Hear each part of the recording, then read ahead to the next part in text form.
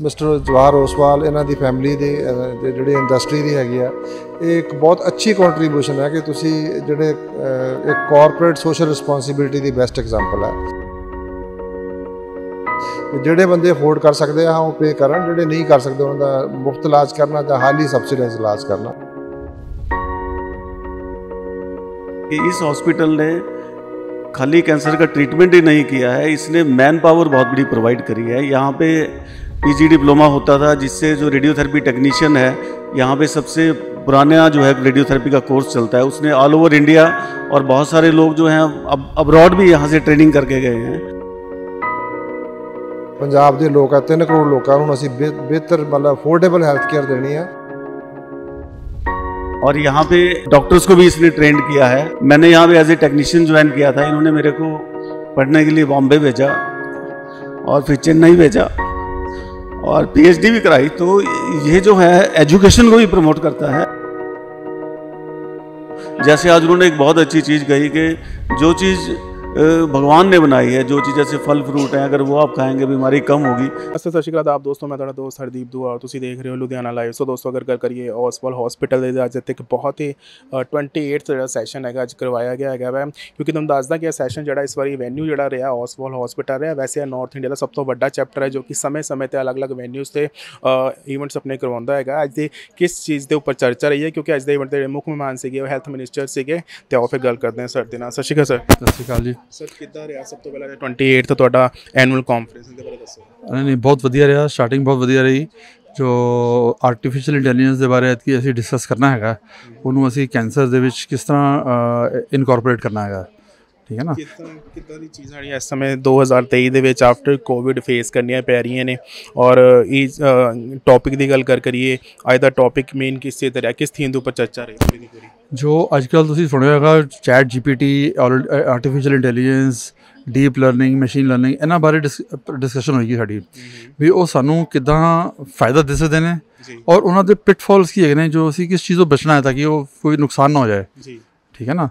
तो दोनों चीज़ों का देखना प्लस पॉइंट बहुत है, साडा काम बहुत आसान हो जाता है, बट है कि भी कोई चीज़ गलती ना होए, ठीक है ना। तो उहदे लई चैक पॉइंट्स बारे किवें की किया जाए या की प्रोसीजर करना चाहिए सानू, उहदे बारे डिस्कशन इत्थे चलेगी। तो अगर गल करिए हैल्थ मिनिस्टर की, तो इन्होंने की क्या दस के की चर्चा इन्हों के नाल हुई है और इन्होंने किहड़ी गल्लां ने जिहड़ियां तुहाडे सामने रखी वो ये कहते हैं कि जो जो हेल्थ केयर फॉर ऑल होना चाहिए है, सब जो चाहे गरीब है चाहे अमीर है, सबनू हेल्थ केयर प्रॉपर मिलनी चाहिए जो रिक्वायर्ड हैगी है, ठीक है ना। तो यह नहीं कि जो अमीर है उन्होंने ज़्यादा कर दो, जो गरीब है उन्होंने घट दईए। ट्रीटमेंट सेम होना चाहिए है, जो रिजल्ट सेम होना चाहिए है दोनों के। हाँ जी जो अमीर है वो अपनी फैसिलिटीज़ मंगता उन्होंने फैसिलिटीज़ उस हिसाब नाल दिओ, बट जो ट्रीटमेंट सब लिए बराबर होना चाहिए। उन्होंने मेन एम यही सीगा, तो कह रहे थे कि मिस्टर ओसवाल ने भी उन्होंने कहा कि भाई तुसीं काम कर रहे हो, बहुत वधिया कर रहे हो, होर मतलब होर वधाओ उस चीज़। उन्होंने सामने की चीज़ां रखियां ने सारी टीम ने हैल्थ मिनिस्टर दे के असी एज सच कोई उन्होंने एक्सट्रा नहीं है। मेरा अपना जो है एक व्यू पर वो I don't know Punjab government के हाथ नहीं है, वो सेंट्रल गवर्नमेंट जो है भी जो कस्टम ड्यूटी वगैरह है ने जो अदर लेवीज़ जो पैंदियां साढ़े इक्विपमेंट होते वो घटा देन या बंद हटा देन, तो साडा जिहड़ा मशीन सस्ती हो जाएगी, पेशेंट को ट्रीटमेंट सस्ता मिलेगा, इलाज सस्ता होएगा और ज़्यादा लोग अफोर्ड कर सकेंगे।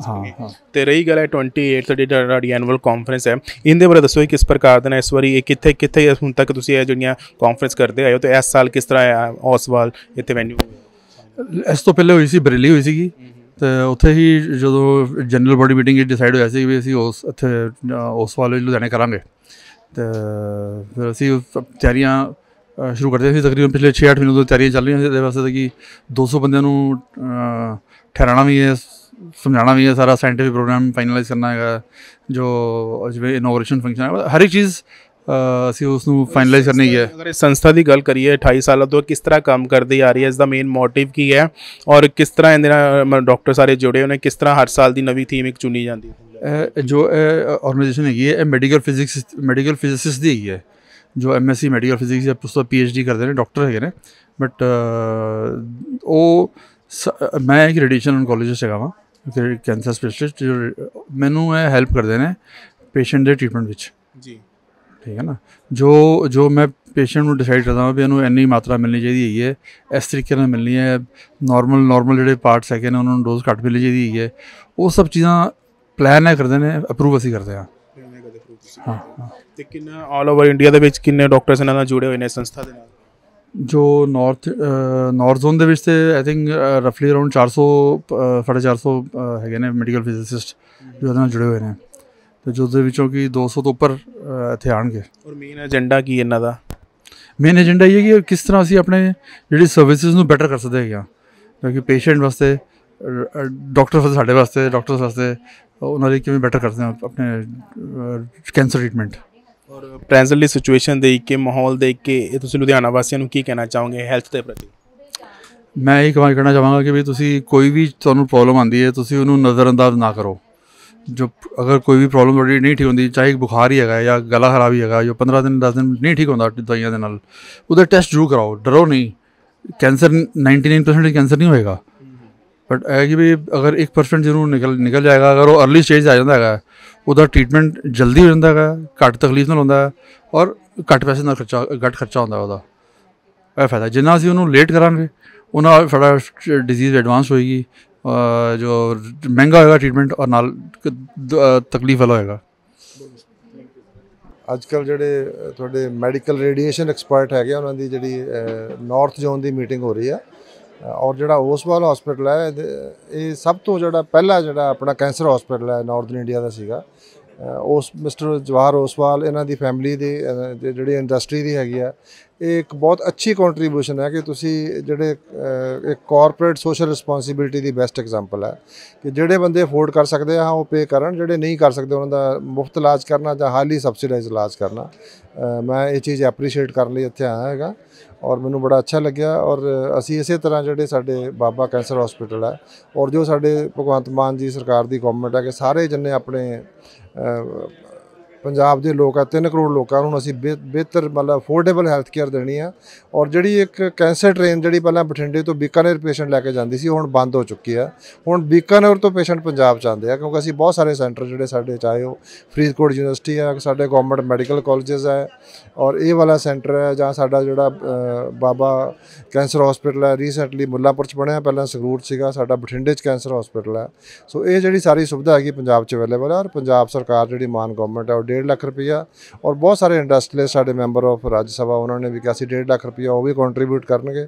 ਬਹੁਤ ਸਾਰੇ ਜਿਹੜੇ ਬਿਜ਼ਨਸਮੈਨ ਆ, ਮੈਂ ਤੁਹਾਡੇ ਥਰੂ ਬੇਨਤੀ ਵੀ ਕਰਦਾ ਜਿਹੜੇ ਜਿੰਨੇ ਵੀ ਫਿਲੈਂਥਰੋਪਿਸਟ ਹੈਗੇ ਆ ਕਿ ਤੁਸੀਂ ਗਵਰਨਮੈਂਟ ਦੇ ਨਾਲ ਕੋਲੈਬੋਰੇਟ ਕਰਕੇ ਤਾਂ ਕਿ ਉਹਨੂੰ ਸਿਸਟਮੈਟਿਕਲੀ ਜਿਹੜੇ ਸਭ ਤੋਂ ਜ਼ਿਆਦਾ ਡਿਜ਼ਰਵਿੰਗ ਲੋਕ ਆ ਉਹਨਾਂ ਨੂੰ ਇਹ ਇਲਾਜ ਬਹੁਤ ਮਹਿੰਗਾ ਇਲਾਜ ਦਿੱਤਾ ਜਾ ਸਕੇ। ਸਰ ਅਗਰ ਗੱਲ ਕਰੀਏ ਲੁਧਿਆਣਾ ਸ਼ਹਿਰ ਦੀ, ਤੇ ਲੁਧਿਆਣਾ ਸ਼ਹਿਰ ਵਿੱਚ ਹੈਲਥ ਸੈਕਟਰ ਨੂੰ ਲੈ ਕੇ ਅਪਕਮਿੰਗ ਮਾਨ ਸਰਕਾਰ ਕੀ ਕਰਨ ਜਾ ਰਹੀ ਹੈ? ਕਿਉਂਕਿ ਬਹੁਤ ਸਾਰੀਆਂ ਚਰਚਾਵਾਂ ਨੇ ਕਿ ਭਗਤ ਸਿੰਘ ਹਸਪੀਟਲ ਓਪਨ ਹੋ ਰਿਹਾ ਹੈ। ਹਾਂਜੀ ਹਾਂ ਇਹਦੇ ਵਿੱਚ ਬਹੁਤ ਸਾਰੀਆਂ ਸਹੂਲਤਾਂ ਹੋਣਗੀਆਂ ਜੀ। ਹੁਣ ਮੈਂ ਤੁਹਾਡਾ ਜਿਹੜਾ ਪਹਿਲਾਂ ਤਾਂ ਜਿਹੜਾ ਸਿਵਲ ਹਸਪੀਟਲ ਹੈ, ਜਿੰਨੇ ਸਾਡੇ ਸਰਕਾਰੀ ਹਸਪਤਾਲ ਹੈ ਉਹਨਾਂ ਸਾਰਿਆਂ ਨੂੰ ਅਸੀਂ ਅਪਗ੍ਰੇਡ ਕਰਨ ਜਾ ਰਹੇ ਹਾਂ ਬਹੁਤ ਜਲਦੀ। ਉੱਥੇ ਇੰਟੈਂਸਿਵ ਕੇਅਰ ਯੂਨਿਟ, ਉਹਦੇ 'ਚ ਸਾਰੀ ਲਾਈਫ ਸਟੋਰ ਜਿਹੜੀ ਹੈਗੀ ਆ ਲਾਈਫ ਸਪੋਰਟ ਸਿਸਟਮ ਜਿਹੜੇ ਸਾਰੇ ਉਹ ਅਸੀਂ ਜਿਹੜੇ ਉੱਥੇ ਦੇਣ ਜਾ ਰਹੇ ਹਾਂ, ਤਾਂ ਕਿ ਲੋਕਾਂ ਨੂੰ ਜਿਹੜਾ ਹੈਗਾ ਜਿਹੜੇ ਵਿਚਾਰੇ ਕਿਤੇ ਨਹੀਂ ਜਾ ਸਕਦੇ, ਕੋਈ ਪੈਸਾ ਨਹੀਂ ਖਰਚ ਕਰ ਸਕਦੇ, ਉਹਨਾਂ ਦਾ ਸਰਕਾਰੀ ਇਲਾਜ ਬਿਲਕੁਲ ਵਧੀਆ ਹੋਵੇ। ਔਰ ਉਹਦੇ ਵਿੱਚ ਨਵੀਂ ਬਿਲਡਿੰਗ ਵੀ ਬਣੇਗੀ, ਨਵੀਂ ਇਕੁਇਪਮੈਂਟ ਵੀ ਆਏਗੀ, ਹੋਰ ਡਾਕਟਰ ਵੀ ਭਰਤੀ ਕਰਾਂਗੇ। ਇੱਕ ਤਾਂ ਅਸੀਂ ਉਹਨੂੰ ਅਪਗ੍ਰੇਡ ਕਰਾਂਗੇ, ਬਾਕੀ ਜਿੰਨੇ ਸਾਡੇ ਪੈਰੀਫਰਲ ਸੈਂਟਰ ਹੈਗੇ ਉਹਨਾਂ ਨੂੰ ਸਾਰਿਆਂ ਨੂੰ ਕਰਾਂਗੇ। ਇਸ ਤੋਂ ਸਿਵਾਏ ਜਿਹੜੇ ਖੰਨਾ, ਸਮਰਾਲਾ, ਜਗਰਾਉਂ ਜਿਹੜੇ ਹੈਗੇ ਸਾਰੇ ਹਸਪੀਟਲ, ਤਾਂ ਕਿ ਲੁਧਿਆਣੇ ਦੇ ਵਿੱਚ ਰੈਫਰਲ ਘਟੇ।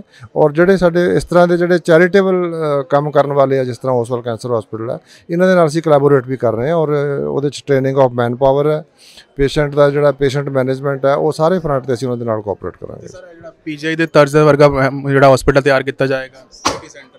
ਹਾਂਜੀ ਬਿਲਕੁਲ ਕੀਤਾ ਜਾਏਗਾ ਜੀ, ਬਿਲਕੁਲ ਕੀਤਾ ਜਾਏਗਾ। ਉਹ ਅਸੀਂ ਉਹਦੇ 'ਤੇ ਕੰਮ ਕਰ ਰਹੇ ਹਾਂ, ਬਿਲਕੁਲ ਕੀਤਾ ਜਾਏਗਾ, ਬਿਲकुल ਕੀਤਾ ਜਾਏਗਾ ਸੇਮ ਲੈਵਲ ਜੀ। Are attached to it. So basically we joined in 83. I joined in 83.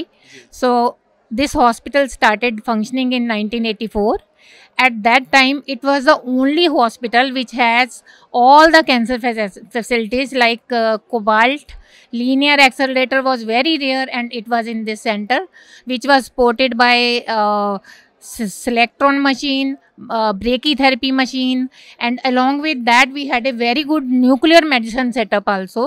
We had a CT scan also, which was very rare on those days. And at that time I remember we were just charging rupees 400 for whole treatment. So this kind of charity we were providing from the day one. But now again, by the time the technology changes, and we are always after CMD sir when the technology is changed and need to be updated. So he's always he knows that she'll be after me, and he will always consider it that now the upgradation of the technology is required, and he will do it. And we, after 1983, twice we have updated all the machines in the radiation oncology, in the diagnostic, along with diagnostic, as they have made it a multi-specialty hospital.